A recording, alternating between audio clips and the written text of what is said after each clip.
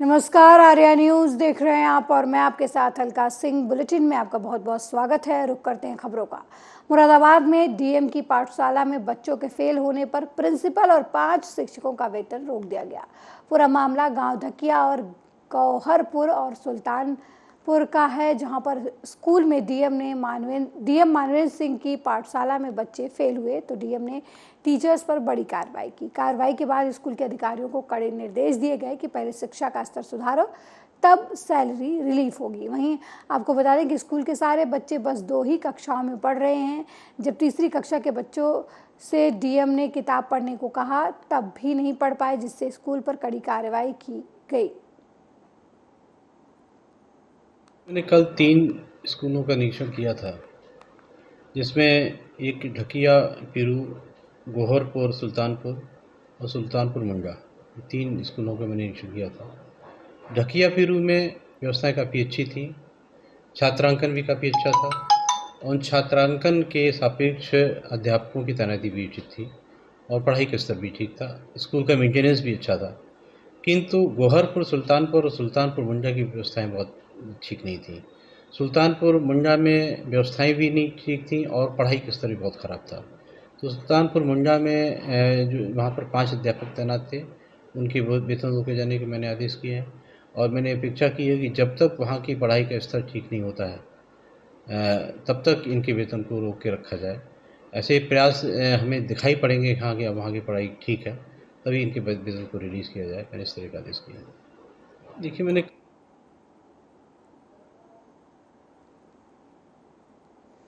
वहीं कन्नौज जिला अस्पताल के कर्मचारी इन दिनों मैच देखने में इतने व्यस्त हैं कि अस्पताल में इलाज कराने आए लोगों को इलाज तक नहीं मिल पा रहा है। मासूम बच्ची का इलाज कराने अस्पताल पहुंचे परिजनों को दर दर भटकना पड़ा। ना तो मासूम को इलाज मिला, ना ही स्ट्रेचर। पीड़ित परिवार इलाज के लिए भटकता रहा और स्वास्थ्यकर्मी अपने कमरे में मैच देखने में व्यस्त रहे, जिसका वीडियो सोशल मीडिया पर अब वायरल हो रहा है।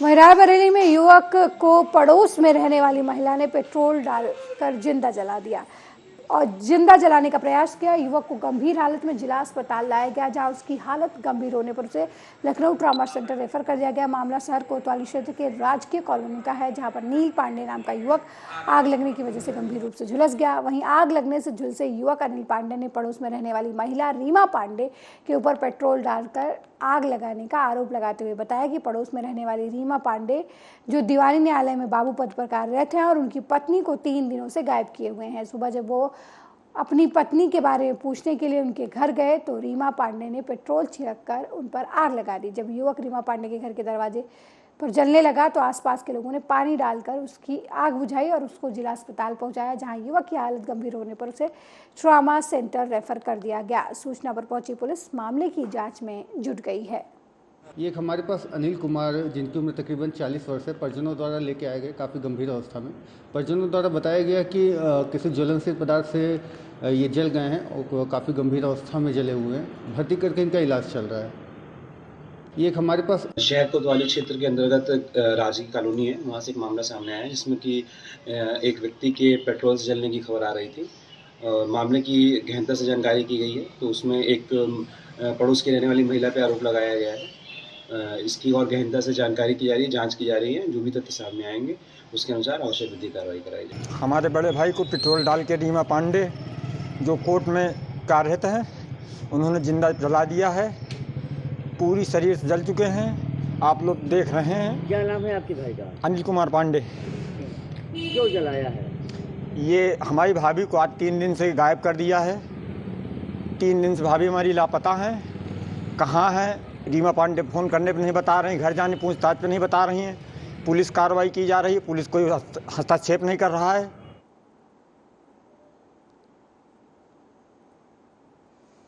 वहीं ताज नगरी के आगरा के पालीवाल पार्क में व्यापारी से चेन लूटने के एक आरोपी बदमाश को पुलिस ने शनिवार रात मुठभेड़ के बाद गिरफ्तार कर लिया। आरोपी के पैर में गोली लगने से वो घायल हुआ है, उसे अस्पताल में भर्ती कराया गया है। मिली जानकारी के मुताबिक 16 अक्टूबर को मॉर्निंग वॉक पर निकले व्यापारी से बाइकर्स गैंग चेन लूट कर फरार हो गए थे। पुलिस को सीसीटीवी फुटेज में सुराग मिली थी। डीसीपी सिटी सूरज रॉय ने बताया कि रविवार रात को मुखबिर की सूचना पर पालीवाल पार्क में घेराबंदी की गई। पुलिस की घेरने पर बदमाश ने फायरिंग की। वहीं पुलिस ने भी जवाबी कार्रवाई करते हुए थाना बाह स्थित बिजौली गांव के रहने वाले हरभजन को गिरफ्तार कर लिया। दिनांक 16/10/2023 को थाना हरिपर्वत अंतर्गत पालीवाल पार्क क्षेत्र में एक व्यक्ति के साथ हुई चेन स्नैचिंग की घटना में इन्वॉल्व मुख्य अभियुक्त हरभजन, उसको आज थाना हरिपर्वत ने नाका लगाकर पकड़ने की कोशिश की और उसने पुलिस टीम पर फायर खोल दिया और आत्मरक्षा कार्रवाई में अभियुक्त घायल हुआ है। आवश्यक उपचार के लिए अभियुक्त को एसएन मेडिकल कॉलेज भेजा जा रहा है। अभियुक्त के पास से एक चोरी की मोटरसाइकिल, एक चोरी का मोबाइल फोन और एक पर्स और एक येलो मेटल और एक इलीगल वेपन बरामद।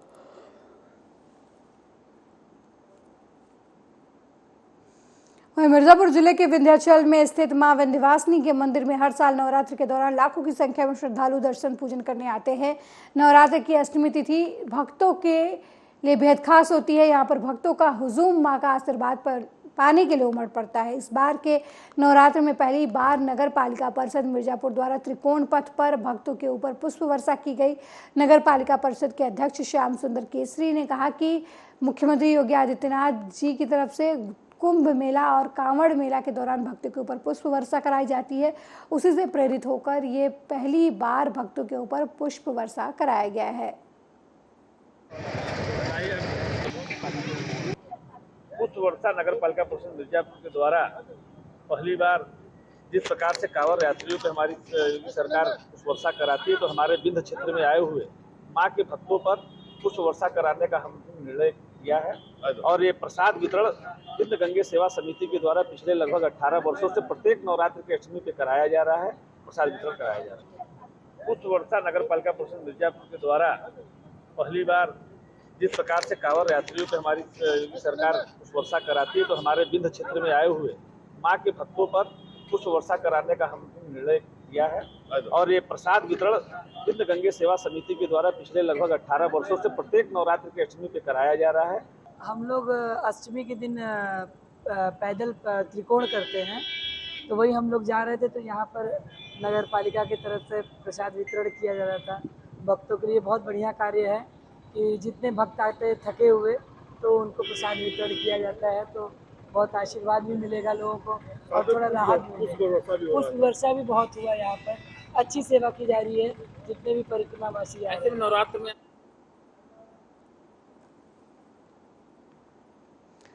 नवरात्रि में मां शक्ति के 9 स्वरूपों की आराधना की जाती है। नवमी के दिन सकल सिद्धि को प्रदान करने वाली मां नौवीं शक्ति सिद्धिदात्री की पूजा अर्चना की जाती है। मार्कंडेय पुराण के अनुसार अनिमा, महिमा, गरिमा, लघिमा, प्राप्ति, प्राकाम्य,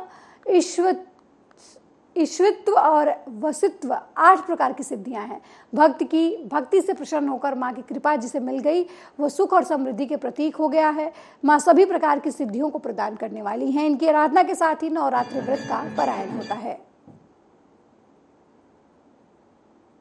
नवरात्र का 9वां दिन है। नवमं सिद्धिदात्री च। आज सिद्धिदात्री के रूप में भगवती का पूजन भक्त लोग करेंगे।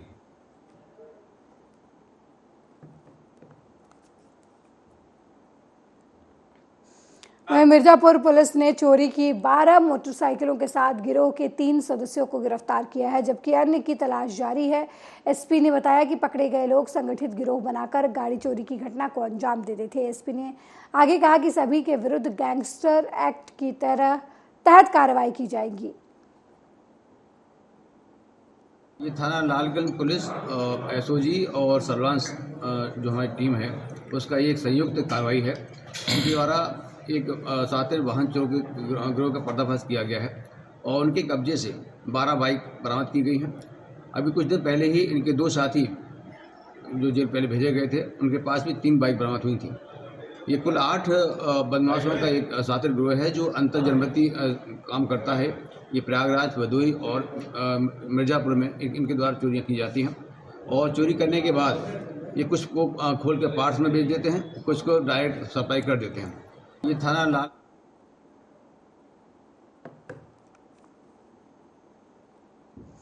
वहीं नवरात्रि के अवसर पर नगर के माता मंदिरों और मुख्य चौराहों पर मां दुर्गा के पंडालों की आकर्षक झांकियों से सजाया गया। मां दुर्गा की प्रतिमाएं स्थापित की गईं। एक झलक पाने के लिए श्रद्धालुओं की लंबी लंबी कतारें पंडालों के बाहर लगी रही। नवरात्रि के अवसर पर नगर के प्राचीन माता मंदिर, भवानी माता मंदिर, मुसाहिब मोहल्ला और नगर के प्रमुख माता मंदिरों में सुबह से जल चढ़ाने वालों की लंबी लंबी कतारें लगी रहीं। वहीं देवी दर्शन के लिए श्रद्धालु बड़ी संख्या में पंडालों में पहुंच रहे हैं।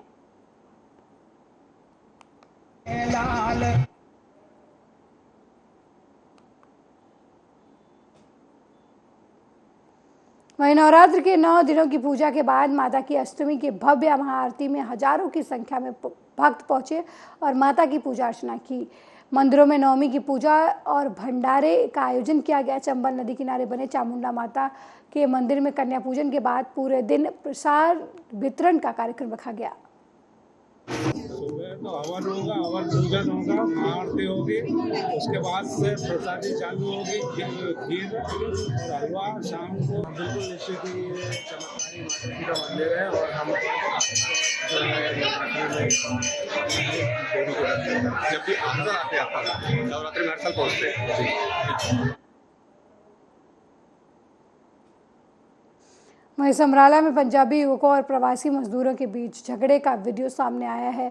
दोनों पक्षों में सरेआम तलवारें, बेसबॉल डंडे चले। इस घटना में दोनों पक्ष के 7 लोग घायल हो गए हैं, जिन्हें सिविल अस्पताल में भर्ती कराया गया। रात को वो खाना खा रहे थे। इसी बीच उनका एक साथी जो बाहर मोबाइल पर ऊंची आवाज़ में बातें कर रहा था, जिसके बगल के रहने वाले युवक से तू महमा हो गई और एक दूसरे को गालियां देते हुए तलवार और बेसबॉल से हमला कर दिया। बचाव करने गए उन लोगों पर भी हमला किया गया। वहीं दूसरे पक्ष के चेतन चोपड़ा ने कहा कि उनके 9 क्वार्टर बने हैं, उनका दूसरा क्वार्टर है। आखिरी क्वार्टर में प्रवासी मजदूर रहते हैं। रोजाना रात को प्रवासी मजदूर शराब पीकर हल्ला करते हैं। रात को भी शराब पीकर प्रवासी मजदूर हल्ला कर रहे थे। मोबाइल की ऊँची आवाज़ में गालियाँ दे रहे थे। रोकने पर उन्हें बुरा भला बोला गया और उसी दौरान प्रवासी मजदूरों ने इकट्ठा होकर हमला बोल दिया। गड़ासे मारे गए। चेतन के अनुसार उनकी दोनों बाजू तोड़ दी गई है। बचाव करने आई उनकी मां को भी पीटा गया है। ਕਿਹੜਾ ਮੁਹੱਲਾ? MRF टायर वाली गली है जी। ਰਾਤ ਕੀ ਹੋਇਆ? ਰਾਤ ਜੀ ਸਾਡੇ ਕੁਆਟਰ ਬਣੇ ਹੋਏ ਨੇ 8-9 ਤੇ ਸਾਡਾ ਹੈਗਾ ਦੂਜਾ ਕੁਆਟਰ। ਜਿਹੜੇ ਭਈਆਂ ਦਾ ਨਾਲ ਗੱਲਬਾਤ ਹੋਈ ਆ ਉਹ ਬਹੁਤ ਲਾਸਟ ਤੇ ਰਹਿੰਦੇ ਨੇ। ਦਾਰੂ ਪੀਤੀ ਸੀਗੀ ਉਹਨਾਂ ਦੀ ਫੁੱਲ ਤੇ ਮਤਲਬ ਉਹਨਾਂ ਨੂੰ ਪਹਿਲਾਂ ਵੀ ਕਿੰਨੀ ਵਾਰ ਕਿਹਾ ਵੀ ਤੁਸੀਂ ਦਾਰੂ ਪੀ ਕੇ ਮਾਵਾਂ ਭੈਣਾਂ ਵਾਲਾ ਘਰ ਨੇ ਵੀ ਗਾਲਾਂ ਵਾਲਾ ਨਾ ਕੱਢਿਆ ਕਰੋ। ਹੁਣ ਮੇਰੇ ਪਾਪਾ ਨੂੰ ਦਰੰਗ ਹੋਇਆ ਜੀ, ਉਹ ਵੀ ਹਾਰਟ ਪੇਸ਼ੈਂਟ ਨੇ, ਉਹਨਾਂ ਦਾ BP ਵੱਧਦਾ, ਬਿਮਾਰ ਹੋ ਜਾਂਦੇ ਨੇ ਤੇ ਕੱਲ ਵੀ ਇਹਨਾਂ ਨੇ ਦਾਰੂ ਪੀਤੀ ਹੋਈ ਸੀਗੀ ਸਾਡੇ ਕੋਲ। ਕੀ ਕਹਿਣਾ ਚਾਹੁੰਦੇ? ਹਾਂਜੀ, ਇਹਨਾਂ ਦੇ MLRਾਂ ਦਾ ਮਸੂਲ ਹੋ ਗਈਆਂ ਤੇ ਹੁਣ ਜਾ ਕੇ ਉਹਨਾਂ ਦੇ ਬਿਆਨ ਲਵਾਂਗੇ। ਪੜਤਾਲ ਕਰਨ ਤੋਂ ਬਾਅਦ ਜੇ ਅਸੀਂ ਜ਼ਰੂਰਤ ਹੋਊਗੀ ਕਾਰਵਾਈ ਅਮਲ 'ਚ ਲਿਆਂਦੀ ਜਾਊਗੀ। ਲੜਾਈ ਬਾਰੇ ਪਤਾ ਲੱਗ ਗਿਆ ਵੀ ਜਾਣੀ MLRਾਂ ਦੋਨਾਂ ਤਰ੍ਹਾਂ ਦੀਆਂ ਮਿਲ ਗਈਆਂ ਆਪਾਂ ਨੂੰ ਤੇ ਹੁਣ ਬਿਆਨ ਹਾਸਲ ਕਰਕੇ ਅਗਲੀ ਕਾਰਵਾਈ ਜਿਹੜੀ ਅਮਲ 'ਚ ਲਿਆਂਦੀ ਜਾਊਗੀ। ਕਿੰਨੇ ਕੁ ਬੰਦੇ ਨੇ? ਬੰਦੇ ਇੱਕ ਪਾਸੇ 13-14 ਨੇ ਜੀ, ਇੱਕ ਪਾਸੇ 3-4 ਅਗਲੀ ਘੜੀ ਪਤਾ। ਕੁਝ ਪਤਾ ਲੱਗਿਆ ਕਾਰਨ ਕੀ ਹੈ ਲੜਾਈ ਦਾ? ਲੜਾਈ ਦਾ ਤੇ ਹੁਣ ਇਹ ਤਾਂ ਹੁਣ ਪੜਤਾਲ ਚੱਲ ਰਹੀ ਹੈ, ਉਹ ਪੜਤਾਲ ਤੋਂ ਬਾਅਦ ਹੀ ਹੈ ਜੀ। ਇੱਕ ਸੱਟਾਂ ਕਿਸ ਚੀਜ਼ ਨਾਲ ਮਾਰੀ ਹੈ, ਕੁਝ ਪਤਾ ਲੱਗਿਆ? ਸੱਟਾਂ ਇਹਨਾਂ ਨੇ ਜੀ वहीं गाजियाबाद में इलाज के दौरान एक युवक की अस्पताल में मौत हो गई। युवक की मौत के बाद उसके परिजनों द्वारा अस्पताल के स्टाफ पर लापरवाही का आरोप लगाया गया है और अस्पताल में हंगामा किया गया। घटना की सूचना पर स्थानीय पुलिस भी मौके पर पहुंची और हंगामा कर रहे लोगों को समझा बुझाकर शांत कराया गया। गाजियाबाद स्वास्थ्य विभाग से भी घटना की जांच कराने के लिए पुलिस द्वारा पत्र लिखा गया है। लोनी बॉर्डर में रहने वाले 40 वर्षीय सुभाष नामक व्यक्ति का दिनांक 26/9/2023 को गोपाल हॉस्पिटल लोनी बॉर्डर पर ऑपरेशन हुआ था। 29/9/2023 को ऑपरेशन के बाद सुभाष को हॉस्पिटल से डिस्चार्ज कर दिया गया था। तब से उसी हॉस्पिटल में उसका इलाज चल रहा था। आज उसकी तबीयत बिगड़ने पर परिजनों द्वारा उसे पुनः हॉस्पिटल में एडमिट कराया गया, जहां उसकी मृत्यु हो गई। परिजनों द्वारा हॉस्पिटल पे लापरवाही का आरोप लगाया जा रहा है। इस संबंध में तत्काल लोनी बॉर्डर पुलिस द्वारा पहुंचकर मृतक के पोस्टमार्टम की कार्रवाई कराई जा रही है। परिजनों से तहरीर प्राप्त कर मेडिकल नेग्लिजेंस के संबंध में जांच हेतु मुख्य चिकित्सा अधिकारी गाजियाबाद से पत्राचार किया जा रहा है। ऑपरेशन में बहुत ही खराब, उनको कोई परेशानी नहीं थी, मेरे घर वाले को उल्टियों में ठीक ना, उसके बाद इन्हें छुट्टी दे दी, अपना पैसा ले लिया सारा और हिसाब कर दिया। उसके बाद इनके उल्टी और दर्द सीने पे। यहाँ डॉक्टरों की लापरवाही के कारण मेरे मामा जी का निधन हो गया। पिछले महीने से वो यहाँ ट्रीटमेंट करा रहे थे, पथरी के इलाज का। उनकी लापरवाही से रोज़ वो उल्टियाँ और रोज़ यहाँ चक्कर काट रहे थे। कल भी आए थे, रात को यहाँ डिस्चार्ज हो गए दोबारा, सुबह को 5:30 बजे यहाँ पाए।